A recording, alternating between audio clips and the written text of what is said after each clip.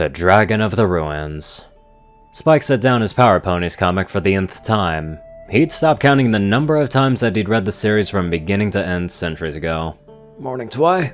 Passing words for an immortal who'd passed. He walked past the simple grave, a request made by the mare herself to be with her friends to the end of time.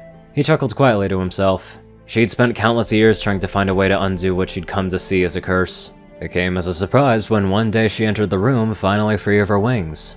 It came as an even bigger surprise when she collapsed then and there. He could still hear the voice filling the castle. Spike opened the patchwork door. He probably could have done better over his 1,000 or so years of life in maintaining the castle, and sometimes he wonders if he should try sending a Dragonfire letter to Celestia. Then again, the last time he did that, he woke up a day later choking on an inflatable swimming pool, courtesy of the former Sun and Moon princesses. Those two seemed to hardly give a care about worldly affairs anymore following their retirement. Though did they ever take the world seriously?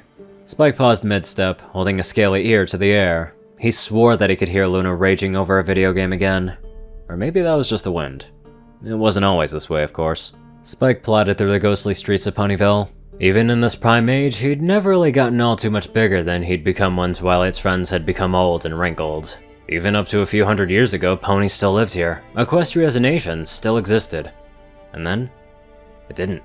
It wasn't something that happened suddenly, of course, it was only the realization that struck within a single day. The nation was in decay, magic had oddly been fading over those years, slowly at first, but Spike paused to gaze at what little remained of the old rust heap that was once the train yard. One day, just like the existence of Equestria as a unified whole, he realized that magic was gone. There wasn't much that he knew about the what or whys of it though. To him, it just sorta did. Much of what he did know came from the papers that once arrived in town from Canterlot. When those shipments stopped, his news came in as litter in the wind. Nowadays, though, the only thing in the wind were the oranges and reds of autumn leaves. Cloudsdale seemed to be the hardest hit at first. Many Pegasi found themselves plummeting from the clouds one by one. They began to blame the unicorns for their troubles and eventually were forced to anchor the Cloud City atop Canterlot. Oddly, the flow of news from that place seemed to cease not long after. Even stranger was the influx of ponies traveling through Ponyville afterward. Each and every one of them would vanish into the Everfree in time. Spike strolled past the foundation of Sugar Cube Corner. It had unfortunately been burnt to the ground by a lightning strike only a few years ago. Hello? Spike froze. Wow, a real dragon! A second voice? Slowly, he began to turn his head. He's looking at us, Sonny. Be prepared for anything. The lone stallion of the group mumbled. He was the third of the group. There were two Pegasi there as well, one hovered quietly in the air while the other stood beside the stallion. He turned his attention back to the Earth Pony mare standing just before him. Is your name Spike? That name? Spike's eyes widened as he held back a gasp. It had been so long since he'd heard his own name. Slowly, he began to nod. You're doing good so far! The unicorn mare behind her shouted.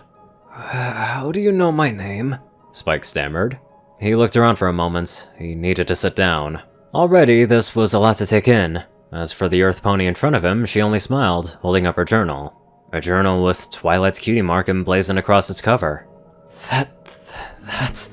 Spike pointed a shaky claw at the journal, nearly tripping over himself as he stepped back. He could already feel the tears beginning to form in his eyes. My dad used to tell me so many stories about Twilight and her friends. The mare lowered her hoof. We were wondering if we could meet her. Twilight, I mean. We have so many questions to ask. Spike shook his head. No, she's gone. Called it, the stallion chirped. Sonny, I know you brought back magic and all, but did you really think that some pony from that many years ago would still be around today? Sonny cringed. Well, I was thinking that since Alicorns supposedly are mortal, that she might still be around. She's gone, Spike repeated, clutching his head. She... He swallowed, turning his gaze to the sky. Twilight gone. I tug, crave. Is this a bad time? Sonny's cringe was wider now than before. Spike choked, wiping away stray tear.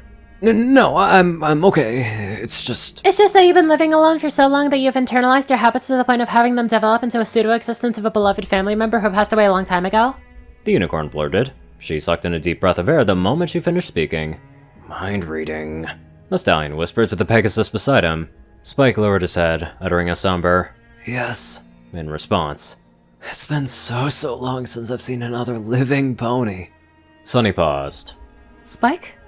Yeah? How long has it been? He already knew what she was talking about. "Around 5 centuries, Spike muttered, and he kept his eyes on the ground. Can we talk about something else?" Sunny flipped through her journal. Spike raised his head a little, peering at the cutie marks scrawled across the cover. Okay, then how about Princess Celestia? "Oh, that mare?" Spike threw his head up. "The next time I wake up with a pool floaty wedged halfway out of my mouth, I'm gonna..." Well, that was a quick change of pace, damn. I'm quite surprised that he hasn't let that down yet after all those years. But when you think about it, a large pool floaty coming out of your mouth, yeah, it's a little bit inexcusable, one would think. Anyways, let's get on to our very fun donators. Top donators: Peter Coulthard, J-Tin Man, Darkside, Gauntlet, and Only One Thing. Zarsex30, Strix, Rayden, Narwhals, Blackmoonheart, Drake Lovedragon, Pastel Skies, Austin Roland, CrazyColor557, Stu Hex, Will, Omicron Lyre, Dospo, Delta Omega, Jack Hadge, Runescythe9852, Badman Stan, Leslie Perkett, Hudson Norman, Stephen Bingham, LineGuy12, Sorcerer Constantine, Hudzaza, and many more amazing people. Thank you all very much for watching this video and live life to the fullest.